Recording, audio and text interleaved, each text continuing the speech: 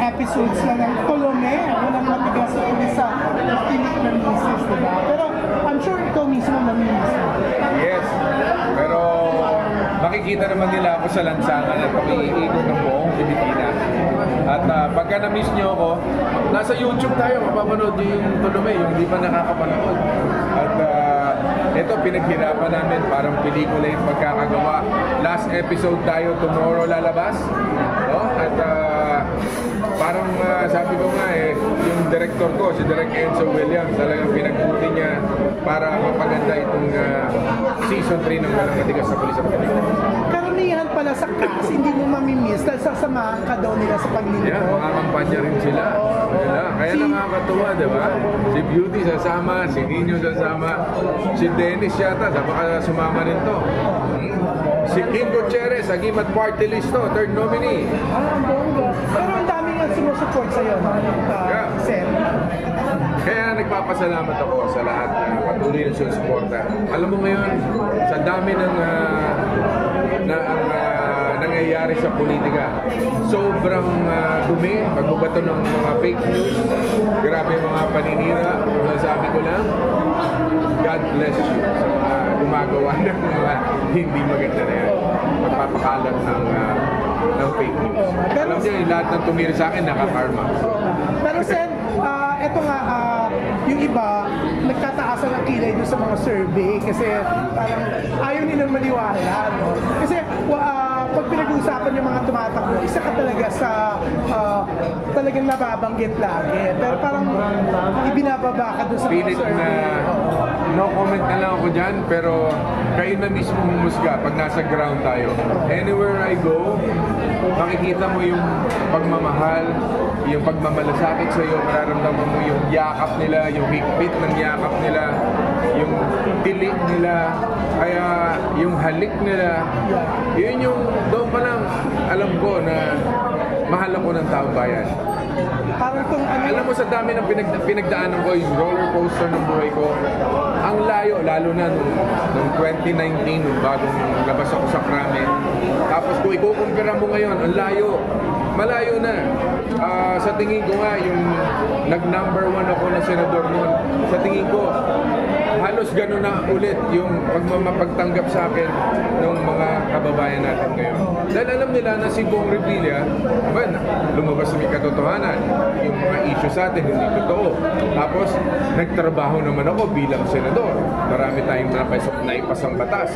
Marami tayong natulungan ng mga lola, lolo. Marami tayong natulungan ng mga kababayan natin nationwide. Marami tayong, kumbaga, batas at perfect attendance tayo sa Senado. No?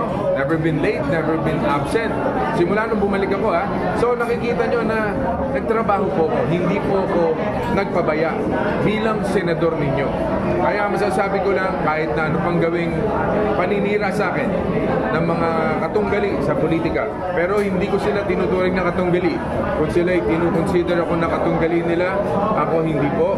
Basta ako'y magtatrabaho lamang para sa bayan at gagawin ko kung anong tama. At kung masagasaan man sila, wala akong pake. Basta importante, yung trabaho na gawin ng tama para sa bayan. Yan. Oo, tamang-tama, no? Sen, kasi pahinga kayo ngayon sa Senado, di ba? Yes. So, may time talaga na makapaglibot. Yeah. No. Meron pa kaming 1 week. Oh, 1 week. May 1 week pa. Last 3 days na trabaho sa Senate. And then, kasi yan na, kampanyahan na yan. February 11. Kampanyahan na. Si Lani sasama din sa Yeah. Wala siyang kalaban. Lani is unopposed. Walang kalaban. Masasamahan ka niya. Sasama siya. Kasi ngayon, Iikot din siya. nakakatuwa, no? Kasi pag hindi ka available, siya yung pumupunta. Siya yung pumupunta. Siya yung nagpo-proxy. Sa dami kasi ng invite sa atin all over the country. So, kailangan ko rin ng proxy. Kaya sila ninyong ulak. Ayan. Kukunin ko rin kasi lang. It's so nice yan. May tatanong si Biggs Almacen. So sa Valentine's po ba, paano yung i-celebrate sa Siyempre, I have to celebrate it with my wife. Sama ko yung asawa ko. Siyempre, pero Kasi iba yung date ko eh. pero start na ng campaign nyo. Dito kayo sa Manila o out of town? Yun ang iniisip pa kung saan tutugma. sa schedule ng Malacanang. Ano pala, ng partido. Yung Alias Pogi, di ba natuloy? So, tutuloy nyo ulit? Yes, so gagawin pa rin natin yan. Gagawin pa rin natin. Ano pang ipapasok mo sa MMM? Pwedeng oo, pwedeng hindi. Tingnan natin. Pwedeng ibang project din yung gawin natin doon. Pero for the meantime, dahil inabot na tayo ng kampanyahan, ang focus natin ngayon dito sa... So after the elections pa. Sir, ano yung sabi niyo na ang dami-dami commercial ng Tolome? Grabe, nakakatuwa. 23 minutes daw sa isang 23.5, eh. 23 minutes. Yes. Grabe, yung load niya, ang maximum, alam ko dyan, is 16 minutes lang. Pero nag-23 years. Nagpapasalamat ako sa tiwala ng mga advertisers. Nandiyan pa rin. Naniniwala pa rin kayo sa akin. Pag naglilibot ka daw, yung mga tao, nagsisigawan ng Tolome. Tolome. So talagang nakakatawa. Thank you very much. Ano po yung dapat namin asahan sa season 4? Ayan. Kailangan mas matindi pag ginawa natin yan. Kasi mataas na yung Siyempre, movie ninyo eh. yung expectations, kailangan, Malang movie kasi ang dating. parang pelikula na siya. Pero yan, Sen, good luck ha. Yes, thank you very much din sa inyo. Invite na lang po. Bukas na Yes, finale. bukas na po ang Walang Matigas na Pulis. Last episode ng Season 3. Kaya eto, may pagmamalaki namin yung Tarzan sa Malinginde, yung about the relationship, yung husband and wife na may renewal of vows. And, basta maraming mangyayari na sorpresa para sa inyo. Pero kasi yung first episode, ang bongga ng mga surprises sa finale episode, di ba? Yeah, So, hindi. may mga, Bongga rin to. may mga lalabas In fact, yung last episode natin, nasaksak si Tolome. So, ano ba? Ano mangyayari sa kanya?